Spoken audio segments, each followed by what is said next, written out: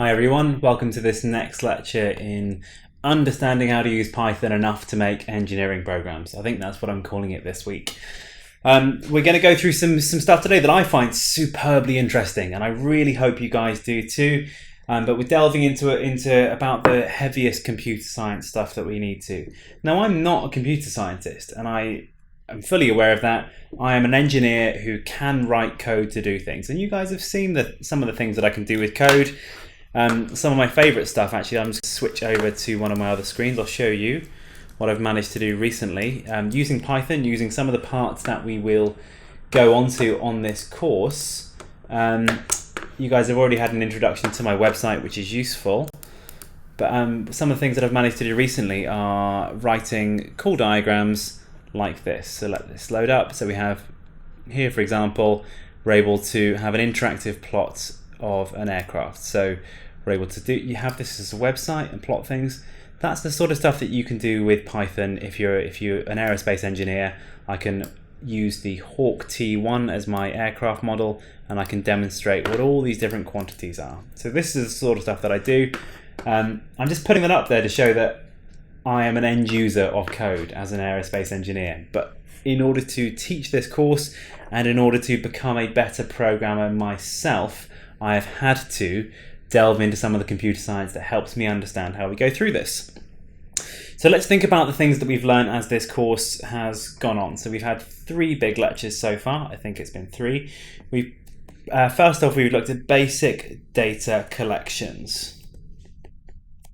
So the data collections we looked at in the first instance, we looked at the ones that were native to Python. So we looked at the ideas of lists, sets, tuples, and dictionaries.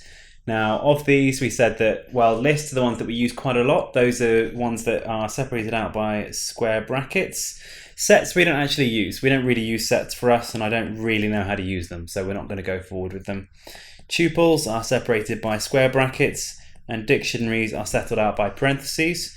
And we've got key, colon, value, comma, and then we continue that all the way to the end of our dictionary. And then we remember that these ones here are mutable, meaning that we can change things, so they're useful for our purposes. These are immutable. Okay, and then again, dictionaries are also mutable. We can change with them. So we use those, we use list comprehension, and then we said, okay, well, we've sort of run out, we've hit our limit with what we can do with the inbuilt data collections.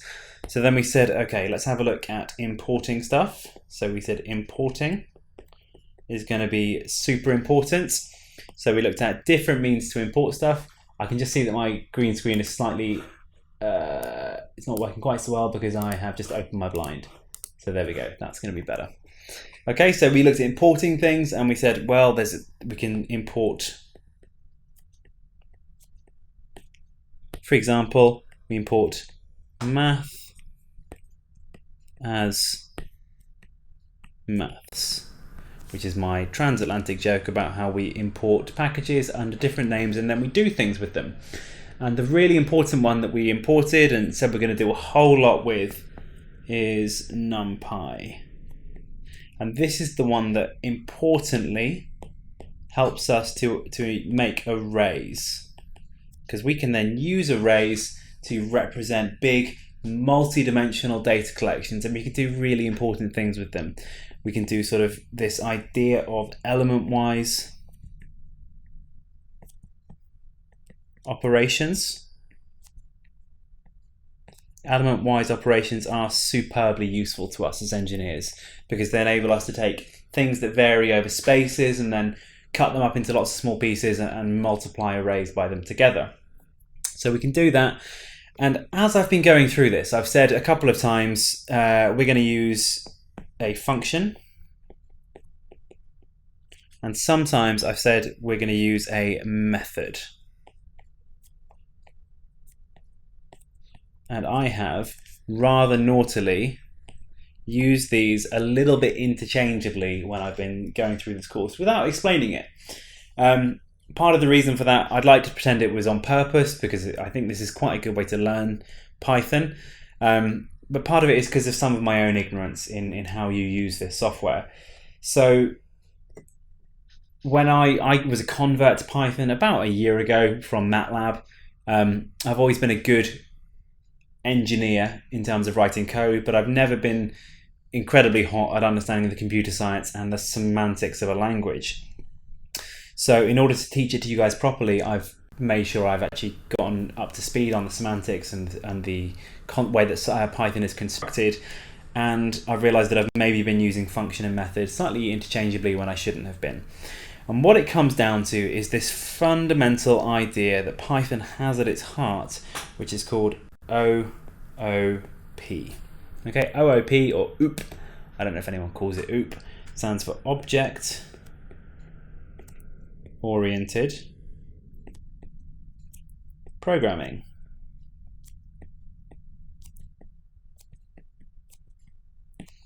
Okay, and it's taken me about a decade to work out what object-oriented programming is. And that's not because it's particularly difficult, it's just because you can get very stuck in your ways programming in another means. So I've got a really important memory in my head of in about 2011, one of my colleagues when I was doing my PhD trying his best to explain what object-oriented programming was to me, and me just not getting it. It was not dissimilar to the Simpsons episode where Homer doesn't understand that his name is now Mr. Sampson. That was about the level of ignorance that I was having going on because I couldn't get it into my head.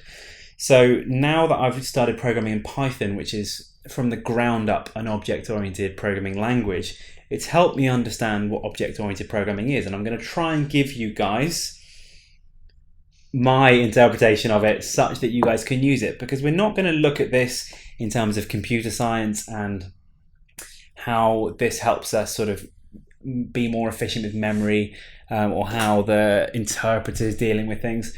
What we're going to look at is how this is important for us as end users and as people who write code, and use it to solve aerospace engineering problems. So this is going to be important for us, object-oriented programming. So if you look online, you can find reams and reams of information about object-oriented programming. And probably rather obviously, the key part is this idea of objects, okay? For it to be oriented towards them, we need to know what objects are, okay? So it's maybe easiest to describe object-oriented programming if I can describe the mindset that I used to have about programming. So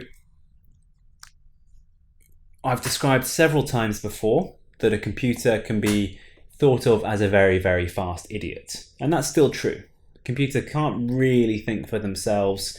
And if you treat a computer as a very fast idiot, there's a tendency to just treat it like a very fast calculator. So I've got my calculator here. I like a sharp calculator. I don't like anything else. This one's the best one for me. You can store numbers into the memory. I think there's a multitude of memory spaces in here that I've never used. But what that enables you to do is effectively store variables. So what we're going to look at is programming without OOP. So we'll say non-OOP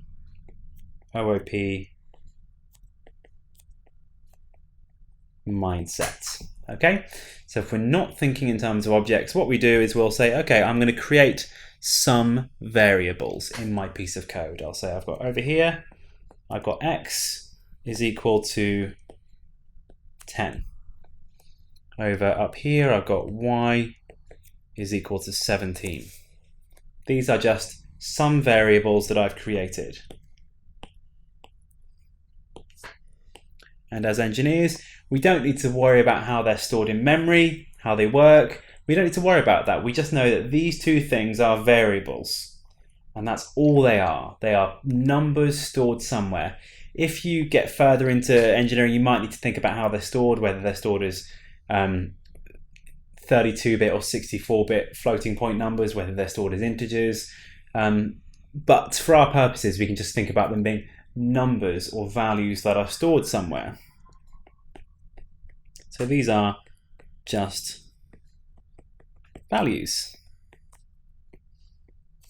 And the same would go that if I was using MATLAB with a non-object-oriented mindset, which is very easy to do, or even if I was using Python without thinking in terms of objects, I could do that with these sort of scalar quantities up here, and I could also do it if I had some vector quantities. Say I've got my vector is equal to, let's say, I'm just going to make a list, 1, 2, 17, 19, 14, and 3. Just pick those numbers for random. We don't need to remember them. These are just some numbers that I've got. Now, the things that we've done so far, we've treated this as just a variable, something that we have, okay? And then if I want to do any operations on this variable, I can use either the inbuilt operators in Python. I can use the plus, minus, multiply. I can do list comprehensions. I can do different things to this variable to turn it into something else.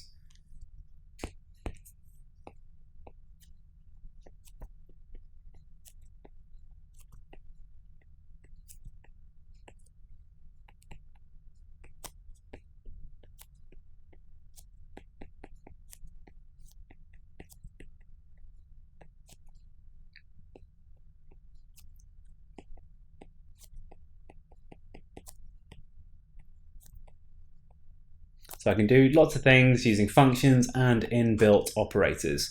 So say, for example, I wanted to find out what the maximum value of this is. Well, we can see it by looking at it. And it's going to be this one. It's going to be number 19. That's the biggest number. But if I wanted to find out what the maximum value of my vector is, I might need to do something like, let's find a pen that's going to work on here. I would need to do something like, this isn't the syntax that we're going to use in Python, but we need to use something like max. Let's find a better color pen. Let's say if we wanted to find out the maximum and we weren't using object-oriented, an object-oriented mindset, we would say,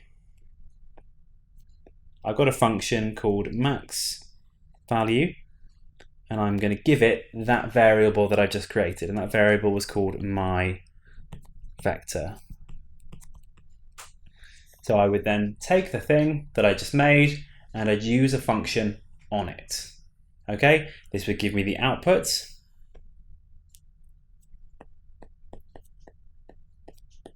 And I'd get that output, and I could then do something else with it. And if I want to do something with this output, I could then take it, add it to something else, do more operations on it. But I'm effectively using this mindset of taking variables and doing operations through other functions.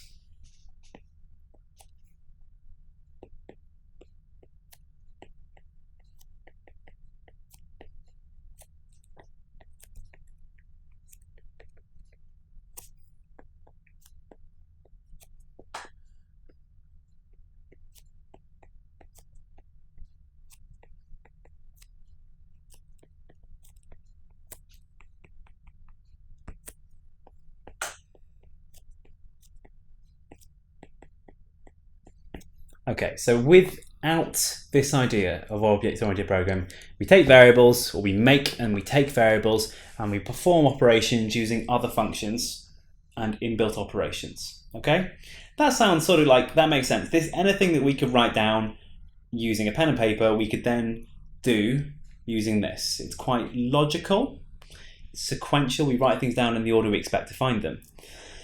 So at its heart of not using object-oriented programming, there is this idea that variables are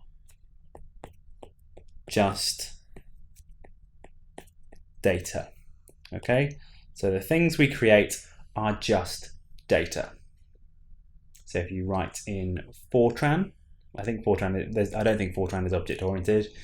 I know how to read it, I don't know how to write it. If you write in BASIC, if you use MATLAB like most people use MATLAB, then you treat variables, things you create, just as numbers or collections of numbers. We don't think of them as being anything else. The opposite of that is thinking in terms of object-oriented programming, or using a language which is developed for object-oriented programming. So what on earth is it? What is this nonsense that I keep talking about?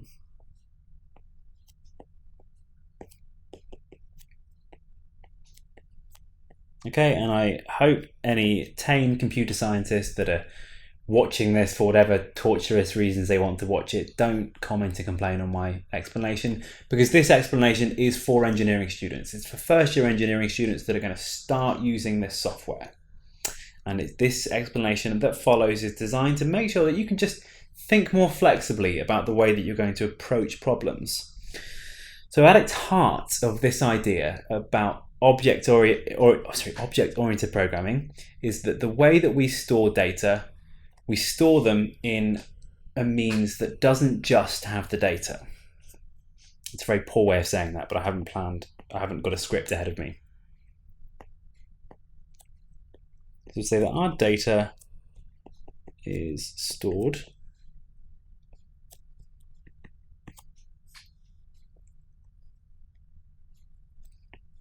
Let's make myself a little bit smaller for now. I might need to be bigger so I can reach over the screen again in a minute. So we say that our data is stored in a way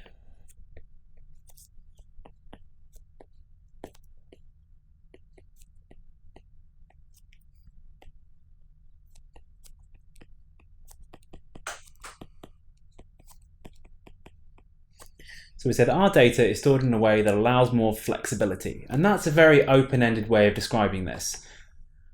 By this, and the way that this is affected in Python, is the idea that everything is not stored as just data. Everything that we have in Python is what's called an object.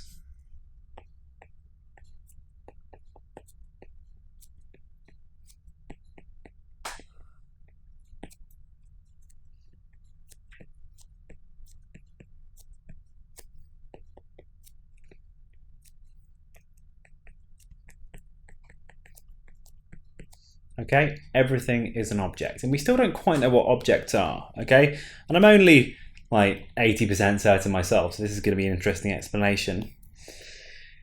When we say that everything in Python is an object, it means that whenever I make some new variable, I am using a pre-existing definition of what that data is going to look like. And the way that that data is defined, what it's going to look like, is by using something called a class. Let's use this pen.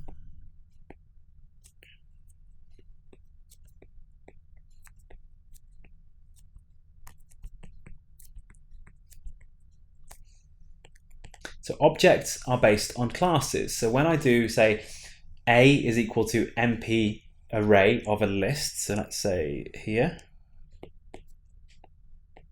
e.g. A is equal to MP dot array 1, 2, 3. When I do that, well, let's have a look and see what happens if I write this sort of array. So let's go over to a lecture. Let's go to a new Jupyter notebook.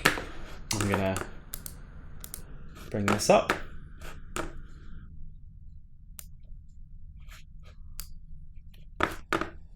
Okay, so I've got my Jupyter notebook here.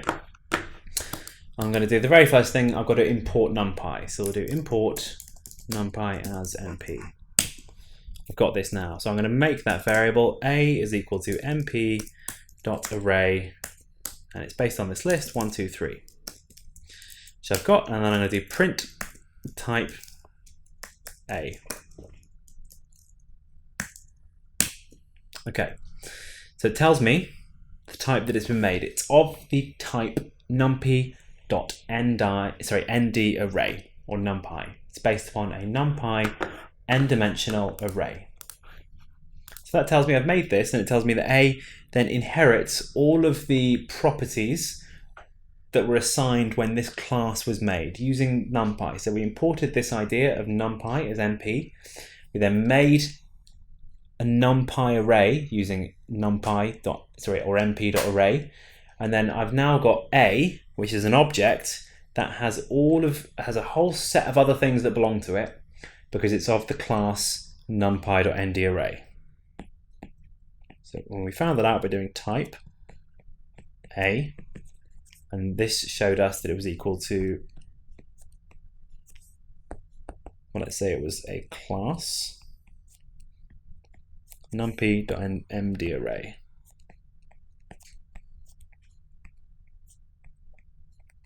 Okay, doesn't really mean much yet, does it? Okay, I can still see, I can hear as I'm explaining this. I haven't explained it very well. I'm trying to get there. This is a difficult concept to get your head around. Okay, as programmers or as fledgling engineers, but we are going to get there, I promise. So the reason this is useful is because when whoever wrote NumPy, that beautiful person who wrote it, or collection of persons that wrote it, when they said, okay, we're going to make this class numpy.ndArray, this is going to be an object. And this object is where I can store n-dimensional data.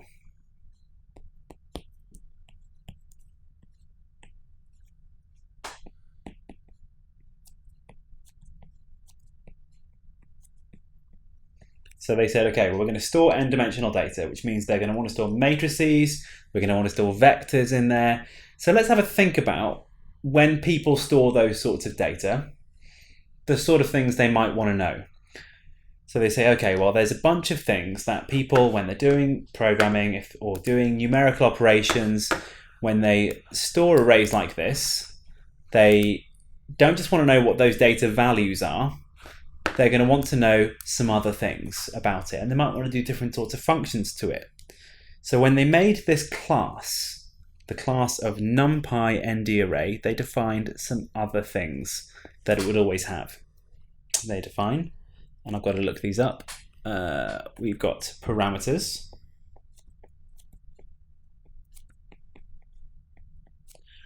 We've got attributes.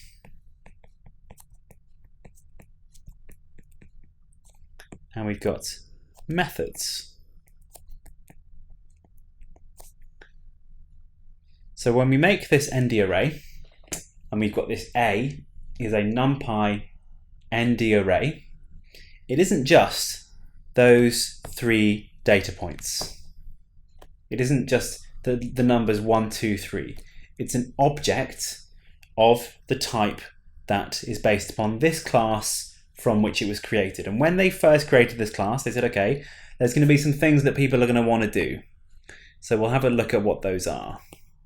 So let's see this one here, there are parameters and attributes. Parameters and attributes are, for our purposes, effectively the same thing.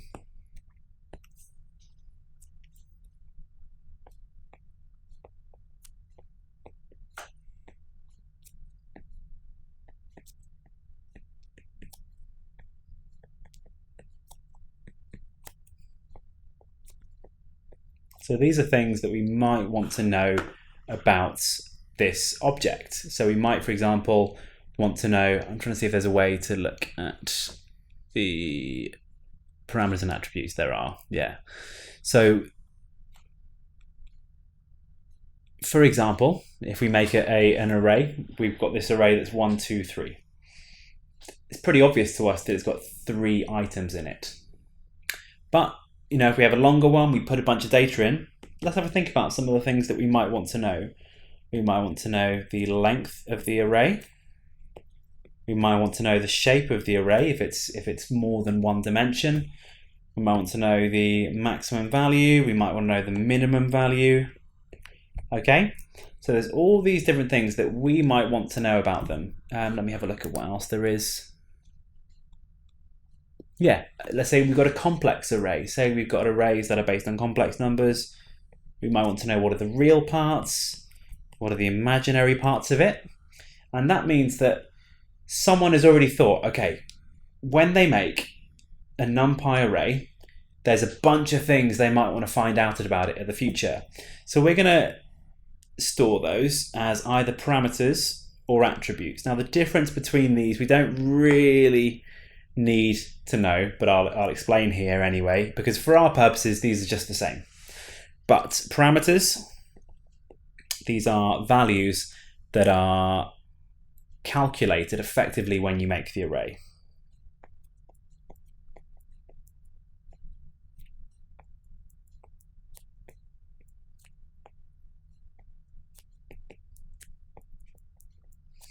And then attributes, these are calculated when you call them.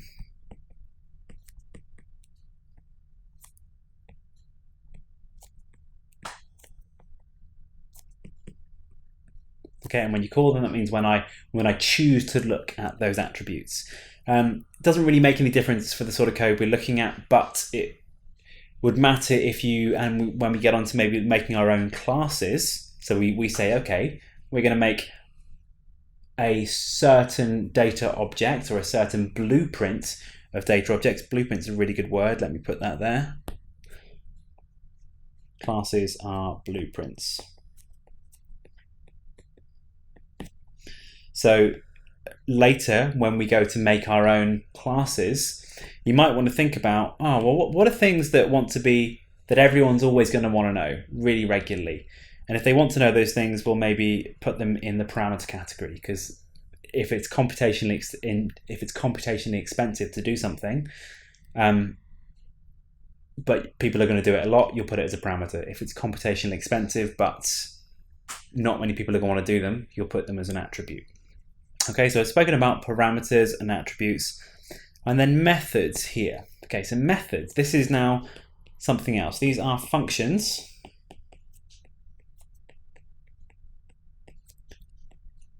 which can be called upon the object itself, and they belong to the object.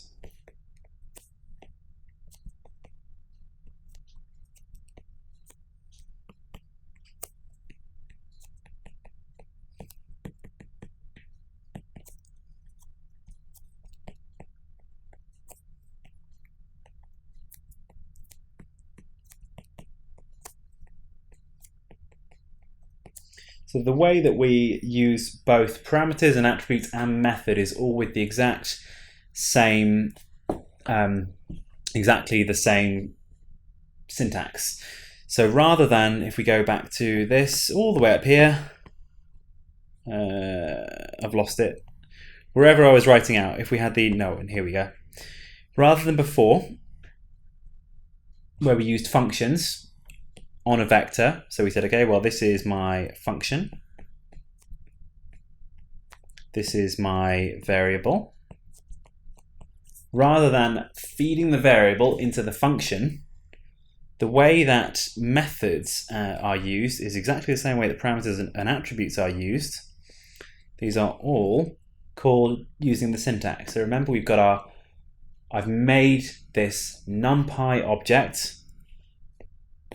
Okay, and I say for example, I want to know what the shape of this NumPy object is. So I'll say the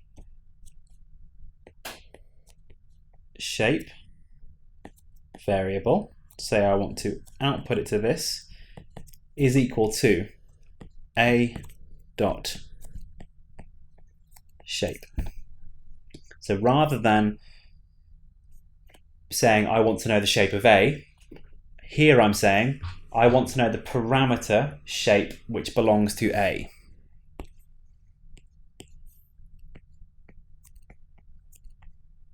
So this is my parameter, this is my object, and this is the output. Okay, so shape is a parameter that belongs to them. Say for example, I wanted to know the real part of this array. Say I had a complex array that's got both real and imaginary numbers. Let's say I want to know the real parts. That will be equal to a dot real. Okay, so these are just put in and I've put them across. So this is then, well, the first one was a parameter, you probably guessed this one is an attribute. This is the attribute, that's the object, and the output is there. Okay, so we've still got the same thing there. So objects have parameters and attributes, and they're called in the exact same way. Methods are called in a similar method, except that we remember that methods are functions. Methods are functions that belong to the array. So if I wanted to, I need to look up just to make sure I'm getting the right stuff here, so I don't lead you down. So I don't write down something that's incorrect. Okay. So say I wanted to find the maximum value of this array, I could use the method max on this. Okay, and we'll go through how we find out what parameters, attributes, and methods objects have. I just wanted to go through this on the board because I think this is a really important way to start thinking about how the code works rather than just doing it. Okay, so let's just go here. This was parameters, attributes, and now we're going to look at methods. Say, for example, I want to know what the maximum value is. So the maximum value is equal to a.max, and because it's a function, or it's a method, but because it's a function that belongs to the object itself, I use parentheses after it. And sometimes you'll put inputs into those as well. So we'll say here, this is our object, this is our method, and sometimes we'll put optional inputs.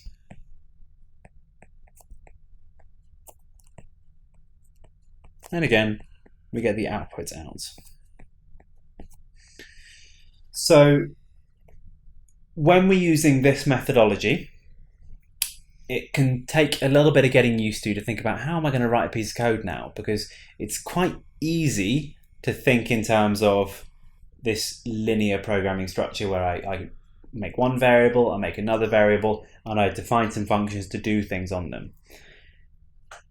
It's a little harder in the beginning to think in terms of object-oriented programming. But once you manage to get your head around it and realize how flexible it is, it can enable you to do a lot more and to be more efficient with the way that we deal with things. So what we're going to do is we're going to look at NumPy in more detail, and we'll look at some of the parameters and the attributes that are inbuilt into NumPy, and then we'll start doing some stuff with them. So we can actually see what all this stuff that I just started talking about actually is. So let me make myself small, put the screen up, and we'll go through this. Cool. So actually, I want to try doing something fancy here as well. So let me put that there. Can I write in black on here now? Yes, that might be useful. Okay. So I've been going to town with trying different sorts of chroma keys, so that's very handy. So let me just get my notes for this lecture. Okay, so we've got our Python notebook, our Jupyter notebook that we started before. I called it lecture 4. All I've done is imported this NumPy. Okay, so let's have a look and see what we can find in it. So we've already used functions. We've used things like the range, for example, but we want to now look at what's available in our array. So if we've got this array here, A, we can now look at the different things that belong to it. So the way that we do that is just by how we do most things in Python when we don't know, is we do help. So I'm going to do how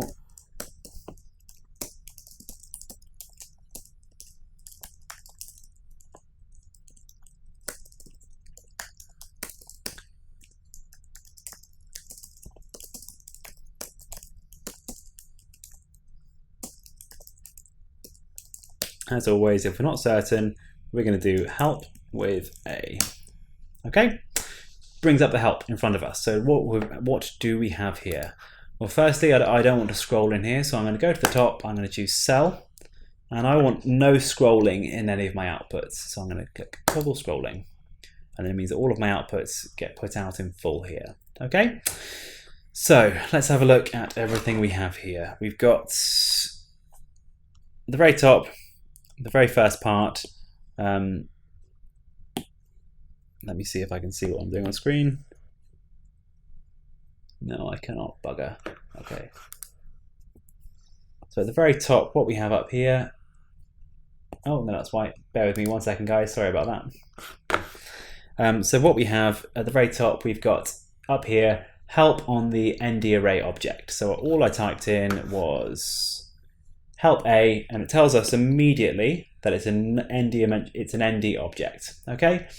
And then it says effectively here, it gives you a description of what it is and how it works. Let me just mess around with my colors a little bit so I'm not bleeding onto the screen.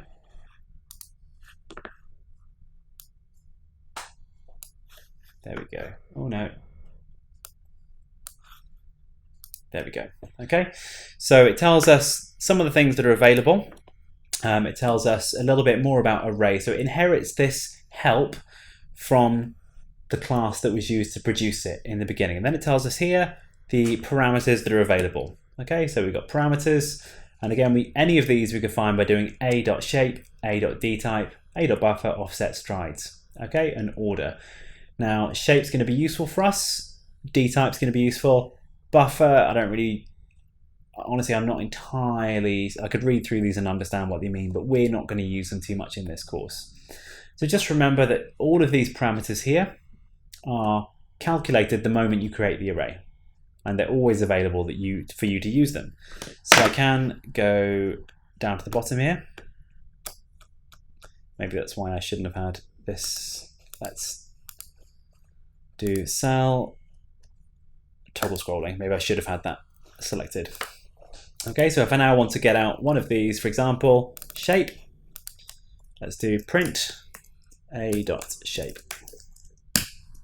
Okay, it tells me it's a 3 by nothing. It's got one dimension and it's got 3 in it. Whereas if by example, or if by counter example, I said or sorry, different example, I made a NumPy array from a 2-row, 3-column list. So I had 1, 2, 3, and then 4, 5, 6. Doesn't like that. Oh, it's got no comma there, that's why. Okay, and if I then did print b.shape, tells me it's a 2 by 3. Okay, so that's useful and those parameters are available. And it means that we don't have to find some other function that works out the shape of b in order to do it. We've already got it built in, and all we need to do to find these out is to go to the help and find out the things that are available. Attributes are helpful. So let's try something here. Okay, so I'm going to say I'm going to make an array that goes from -3 to +3 in steps of 1. So I'm going to do c is equal to np dot a range -3 4 1. Just check that's right. There we go. So I've got this array now. I could then take this and take the square root of everything. So I'm going to do d is equal to np.square roots. So I'm using the square root function from NumPy of c, and then I'm going to do print d. Okay, so it's got not a numbers in there. I can't get a complex square root from NumPy, so that's news to me. I thought it would maybe give me the imaginary square root. So let me just pause 1 second, and I'm going to go see how I get a complex square root. Right, I'm back again, guys. I just did a quick Google because I thought I had an idea what the problem was, but I didn't want you guys to see me Googling and going through things. But I leave this in because I'm trying to show you guys honesty in how I do things. So the issue is here that NumPy square roots. So NumPy square root is capable of producing a complex output, but the square root method of NumPy defaults to outputting the same data type that is input in. So let's have a look at print c.dtype, which is one of the attributes, sorry, one of the parameters of C. Okay, it's an integer 64. So these are real numbers. So if you try and do the square root and then represent it as a real number of something that's negative, it doesn't know what to do with that. So there's 2 ways that we can correct this to give us an output a square root. So if I try and print this, it tells me I can do the square root for Let's just do print C as well. So it says -3. Well, I can't work out the square root. It's not a number. Same for 2, same for 1. It probably is working out the square root. I'm not certain. I'm not certain how it works internally, but it just can't represent it as a real number. So there's two ways around this. I could say, okay, well, I want to represent C. Well, let's see if I can do it using a range. Let's do help mp.arange. I wonder if I can set the data type in a range. Yeah, in a range, I can set the data type, I think. Yeah, data type here. So its default data type doesn't have one. So I could go up to C, and in addition to providing these 3 positional arguments of start, stop, and step, I could say dtype equals complex. If I run this now, it correctly tells me I've got these square roots here. So it says, okay, my positive square roots are what I expect them to be. So it doesn't format these particularly nicely, but it says the square root of -3 is 0, and it's got the square root of 3 multiplied by j, which is the complex value in Python. Okay, so again, same for root 2. Root 1 is just, there we've got j, which is the square root of -1. So I can change the data type of C to do this, or rather than putting it in there, let's get rid of this, try and run it again, I could change the data type in D. Okay, so there we go. There's the issue that we went through. I'm trying to remember why I was going through this now. There we go. So now I've got this array out D. I've got D, which has the real and imaginary parts. That's why I was going through this. So I've now got a means of creating the square root of an array that has negative parts. So the outputs now are complex. So if we print D again, I've got complex parts. I could use going back up here, remembering that ND arrays have these parameters, but they've got these attributes I can look at. I can look at the imaginary and the real parts. So I can go down here, I can do print d.real. It gives me all of the real parts. I can do print d.imaginary. I can print those imaginary parts because those are attributes associated with the class from which the array was originally built, which was a NumPy ND array. So that was a bit of a divergence into me not really planning how to do that part and showing you, but it hopefully showed you guys how I did a bit of problem solving there. So we've got those parameters and we've got those attributes. Let's get rid of this mess down here. Okay, so there's 2 ways you can highlight cells as well. I only found this out recently. If I've got a green bar here, it means that I'm inside the cell and I can do things. Green bar here, I'm inside the cell. If I click on the green bar, it turns blue. I can hold down Shift. I can hold down, say, Control. No, I can't. I can hold down Shift and select several. As long as it's blue, I can do Edit, Delete Cells, and it will delete them. So if I'm in here and it's green, I do Edit, Delete Cells. It deletes it as well. Okay, I haven't had that work in the past, but if you're having issue with selecting cells and say moving them, say I want this one moved down, I can highlight it and make it blue, edit, I can move the cell down, okay, and I can move it back up. Sometimes these only work if it's selected and it's blue. So we've gone through looking at parameters and we've gone through looking at attributes. Let's try using some of these methods now. So let's just bring up my other notes because there's an easier way to show some of the methods that are available.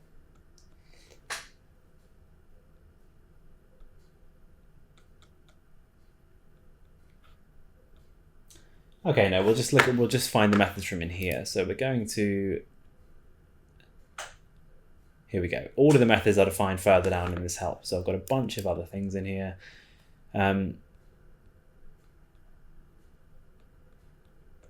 Let's go down because the useful ones, there's reasons why they've got the leading underscores. We're not going to go into that in this course, but just be aware that you probably don't want to use the ones with underscores at the moment. We're going to go down and we're going to find some useful things. Let's say we want to sort an array. So we'll go all the way down. Let's see if it's got a sorting method. So it does. I can do A np.sort, and it will sort the array in place, which is interesting. So let's try this. Okay, so I'm going to make a new array. Let's say random vector is equal to np.random.randint maximum value of 9, size equals, let's see if this will work.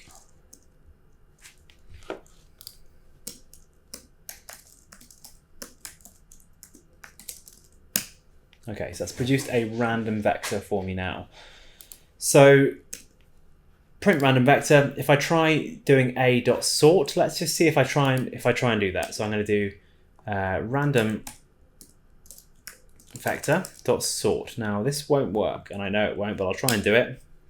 Well, it's done something, but it hasn't done what I wanted it to do. So let's go down. I'll put print random vector here. Okay, it hasn't done anything to the vector yet. It's because the method is a function that's defined within and belongs to random vector. I need to put those parentheses behind it, and then when I run it, what it's done, print out the random vector, then gets here and it then sorts it in place, and then when I run it again, it's now sorted that vector for me. Okay, so sort's useful. Sort's a very useful way to do things.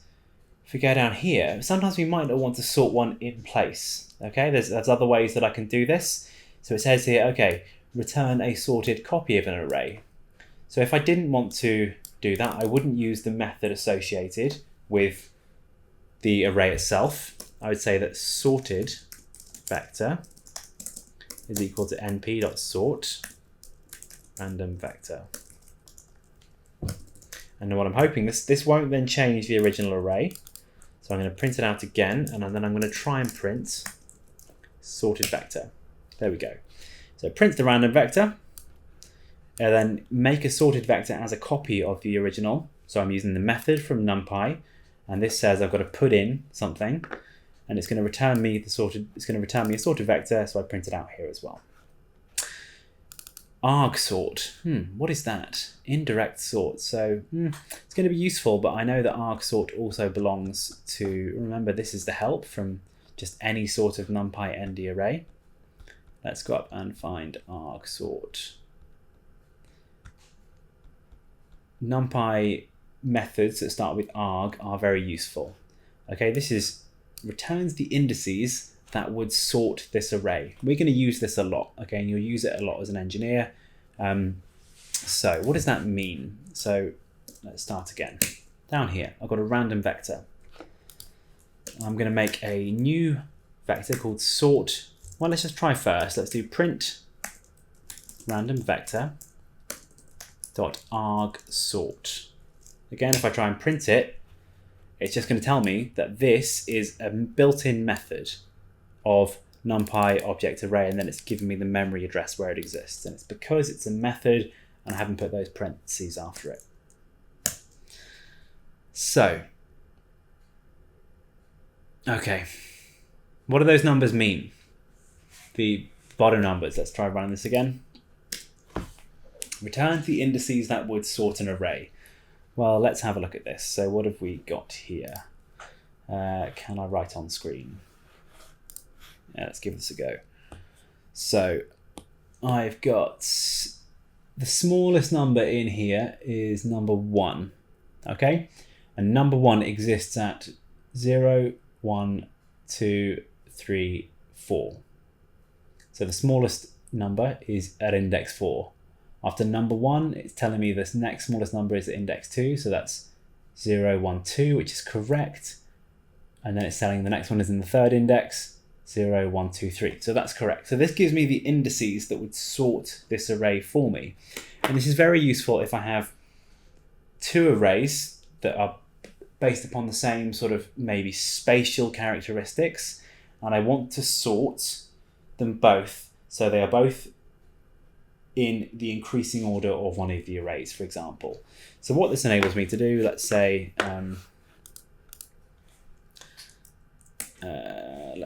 I've got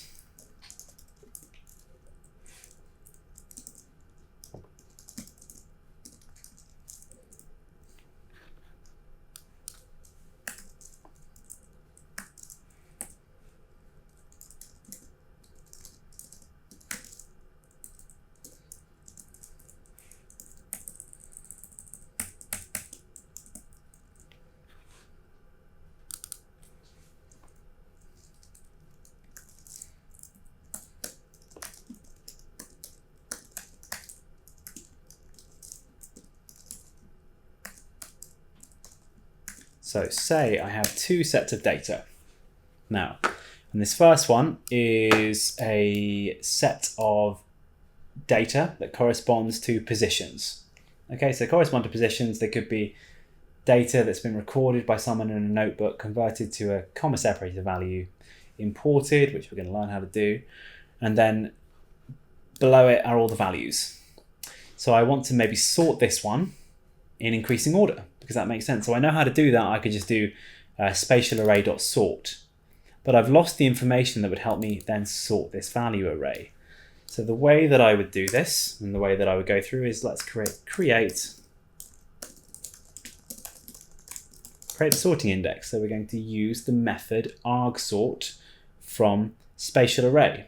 We know that spatial array is a, let's just check. So let's do print type spatial array. Okay, it's class of numpy nd array. And because I've used them enough, I know there is this method called argsort. But if you weren't certain, you would go, okay, let's do help spatial array. Then we look through and I can see, okay, there's a bunch of stuff. Let's go into my methods. I'm going to go past all of these ones that are defined with underscores. We don't need to worry about why they've got those. Argmax, argmin. It should be obvious what those do. Argpartition, argsort is here, so we can use that. So this is going to return a sorting index for us. So what we're going to do now is we're going to say our sort index is equal to spatial array dot argsort, and then we'll put the parentheses after. So what that's going to do, it's going to tell us the order in which we need to take the indices from a spatial array in order to sort them such that they're in increasing order. And what we can then do is, because that's then just a list of indices, that's a means to use fancy indexing to take those values back out. So I can then say, okay, use the output. Well, let's just use the output. Let's check what the output is first. So let's do print type sort index. Okay, the sorting index is a numpy array, which means we can use it as a fancy index to get those values back out. So I can say use the outputs to sort both arrays. So we'll say sorted spatial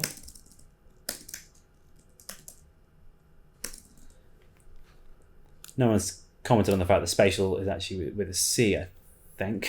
Or is it a T? I don't know. My spelling's gone a blank there. Sorted spatial is equal to spatial array. And then we use the square bracket notation. And I put in my sort index. Let's make both of these a little bit smaller so we can see it. Let's make them both 10. Now I'll do the exact same thing. I'm going to do sorted values.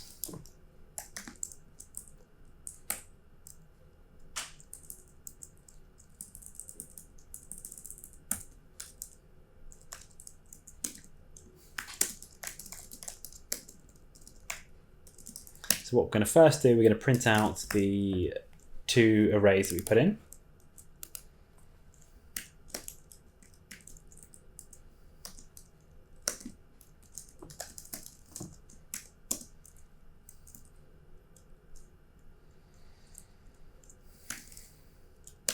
Check that works, yet spatial array, and we're going to do this for the value array.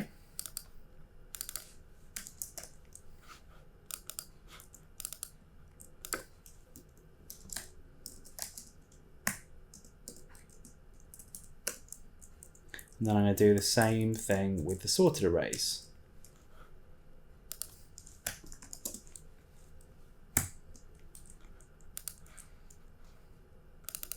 Just copy these values down here. Okay, so let's check it's done the right thing. So what have we got? We've got the spatial array in all over the place because the lowest number is 18 and it's in the second position. The highest number is 89 and it's over here. And this bottom value array is not in order at all. So then what we've got the sorted spatial array has gone 18 to 89 in order. And then the value array isn't sorted but let's just see what they correspond to. So 18 is in the second position, which would be in index 1, which corresponds to the value 46. So 18 corresponds to 46. 30 was previously in the index 3, which is the fourth element, corresponds to value 55, which is now down here. Okay, so this means of sorting one array by another is really powerful. We'll use it a lot. You'll use it a lot if you take aerospace laboratory with me. You'll use it a lot all over the time, all over the shop in aerospace engineering, because we're generally taking data and we're sorting one value by another. So we've gone through quite a lot today, quite a lot to think about. Let me just see on my notes, see if there was anything else I wanted to cover today. Have a quick look. I think that's pretty good actually. Yeah, we've done the sorting. Okay. Let's make some functions as well. We're gonna make some quick functions because we've used these inbuilt methods, but we've got no idea how to make our own functions at all. So let's quickly talk about how we make functions. Let's make this clear. So functions in Python are generated by using the def keyword. We say def my function with any inputs. We then have an indent, so we have a space here. We do stuff, and we optionally return an output. Okay, so that's going to be useful for us. This is optional, and also the inputs are also optional.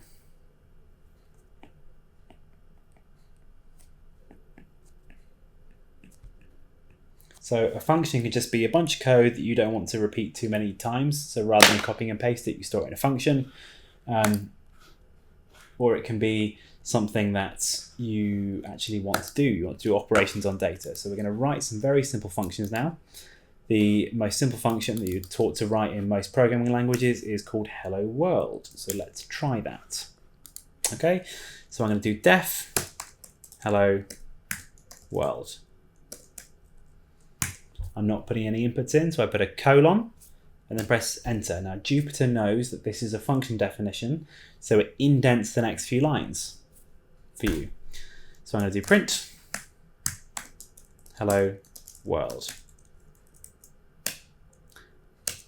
And then if I keep going down, it assumes I'm still in the function, so it's going to keep doing things. I could put something down here, I could do another print, but I'm not going to. Okay, as soon as I'm out of here, and I can just stop the indentation, Python then knows that's the end of my function. So I could just have a comment down here. This isn't in the function. Okay, it doesn't like that. It's because I haven't given it any parentheses. Okay, because to be a function, it has to have those parentheses, even if you put nothing in there. Try and run this again. Hasn't done anything, but it's produced this function called hello world. And what that means is I can now call this. So we're going to see what happens if I just type hello world. Hello underscore world. Let's see what happens. So if I now press enter, okay, it says it's a function that belongs in the main namespace because I've made it there, and it's called hello world. Hasn't done anything because I've forgotten again to put these parentheses on, or brackets. If I print it, if I do it now says hello world for me. Keep doing it. It's not that useful, but it's a good function to start with.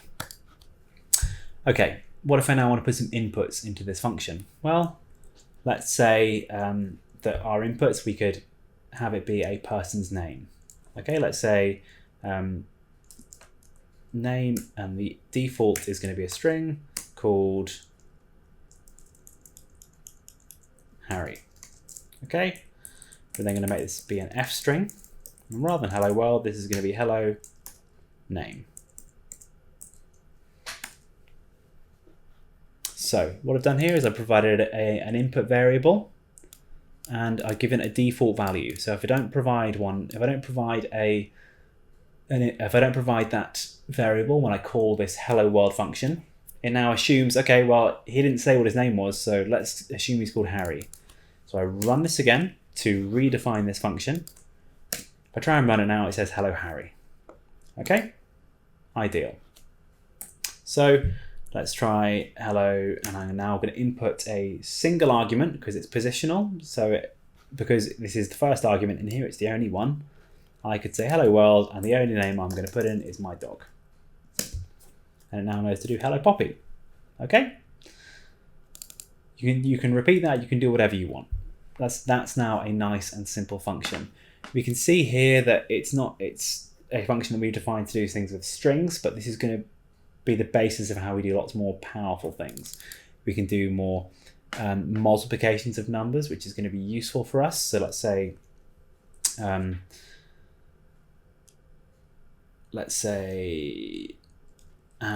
define add 1 to list, and then this is going to be list in equals, I'm going to give it a default list value. Okay, so inside this function I can now say that I want my out list underscore out is equal to value. So I'm doing a list comprehension value plus 1 for value in list in. Okay, and I'm going to leave this as it is for the moment. I know this isn't going to work, but I'm going to try it. So I'm going to say add 1 to list. I try and run it. It doesn't give me an error, but it doesn't do anything. Okay. 2 reasons why it hasn't done anything. So firstly, I didn't assign anything to do with the output from this. So I say I want my new list to be equal to add 1 to list. If I try and run it, well, let's see what happens. So if I now do print new list, I've assigned an output. Try and run this, it says nothing's happened. It says there's a none output, which is a Python data type, a data of none type. And it's because I wrote this thing called list out, I never did anything with it. So if you want the output from a function, you type return list out. There we go. Okay, so new list is add 1 to list. I now run it and it works. So if I now try it with the new list, which let's say range 10, so that's going to give me 0 to 9. So I'm going to do print just to show you that that is 0 to 9. Okay, let's make a list of that. There we go. So this function now does something for us. So we've gone through a lot today. Okay, that's a lot of things. I went through a lot of semantics of programming at the beginning because I was slightly concerned that I was getting awry in my nomenclature with this. So let's just remember the different things we've gone through. So we went all the way back to the start. We looked at, okay, so this is right back to the beginning of the course. Different data collections, importing, we've done that. And then I said we've got these ideas of functions or methods. So we've just learned how to make functions. And we've said that actually methods are this special sort of function that belong to objects. Now, everything in Python is an object, and we're going to get more of a feel for that as we go along. Because we don't just do this way where we think about vectors and we do stuff to them. We say that actually variables are based upon things called classes. Classes are a blueprint of the sort of data that we might want to look at. So they have these things called parameters and attributes, which are things that are basically things that you might want to find out about the data. And then also there's a bunch of methods. Methods are functions that are commonplace to perform on this sort of data. And as such, they've been included as a default function to do with this stuff. So they're all called in pretty much the same manner. So both parameters and attributes are called by the dot notation with no parentheses. And then if you've got a method to use, it's called using the same dot notation with parentheses after it. Okay, and we then said, okay, well, we went through a bunch of stuff, looking at parameters, attributes, and methods. Go back through that, look at your own notes. And we then said, okay, well, let's make some functions. And we made a really simple function, and we're going to make some more complicated ones next week. Okay, so Python's hopefully getting a little bit more useful. I promise you, this is going to make you guys into better students by being able to use this at the end of your first year course, by contrast to really struggling to learn it when you get a little bit further along in your studies. Okay, so I hope this has been interesting. I hope you guys are learning and keeping along with the lectures, basically. If anyone's got any questions, any problems, put it onto Slack. If you're just watching this outside of the university, put it on YouTube. I'll do my best to respond. I'd like to thank you all for listening. Thank you for taking your time to go along with this. And as always, if you put suggestions in, I'll do them. I am looking for some suggestions of things we could do with Python as fun projects. When I first moved to Chicago, I downloaded the Chicago crime statistics and plotted heat maps of crime on Chicago as a city to choose where to live and where not to. So I might look into doing that with the class. If anyone's got any other ideas of things that we can do as lectures, then please let me know. Or as big class projects, let me know and we can move forward with it. So again, thank you for your time listening. If I could bring myself to say it, I'd say like and subscribe, because I would like these lectures to be popular so I can just put this out there for people. It's here for people to learn. Okay? Have a wonderful rest of your week, and I will see you all on Wednesday.